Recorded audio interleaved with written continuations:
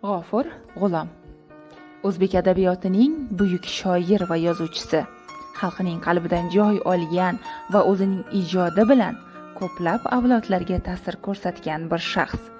U 1903-yil 10-mayda Toshkentda tug'ilgan. Dastlabki ta'limni ona shahrida olgan, keyinchalik o'zining ijodiy faoliyatini davom ettirgan. Yoshligidan she'riyatga qiziqib, turli adabiy maktablarda tahsil olgan. O'zbek adabiyotining rivojiga qo'shgan hissasi nihoyatda katta bo'lib, uning she'rlari nafaqat o'z davrining, balki bugungi kungacha o'z ahamiyatini yo'qotmagan.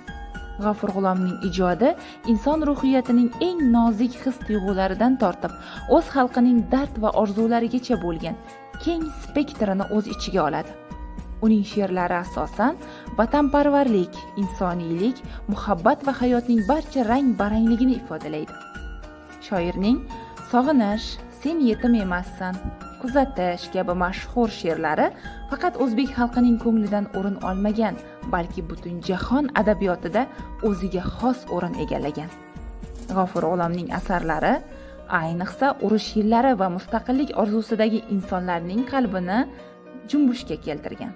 G'ofur G'ulom nafaqat shoirdir, balki tarjimon sifatida ham katta muvaffaqiyatlarga erishgan. U jahon adabiyotining yuzlab durdonalarini o'zbek tiliga tarjima qildi. Shekspirning Otellosi, Chaykovskiyning Qirol Liri va Sa'diy Shiroziyning Gulistoni kabi asarlar uning tarjimonlik san'ati va aql zakovati darajasini namoyish etadi. Tarjimada nafaqat matnni to'g'ri yetkazish, balki uning ma'nosini, tuyg'usini va ruhini saqlab qolish bo'yicha G'ofur G'ulomning yondashuvi juda yuqori baholangan. Uning ijodi va hayoti xalqining o'ziga xos tarixiy madaniy sharoitini aks ettirgan.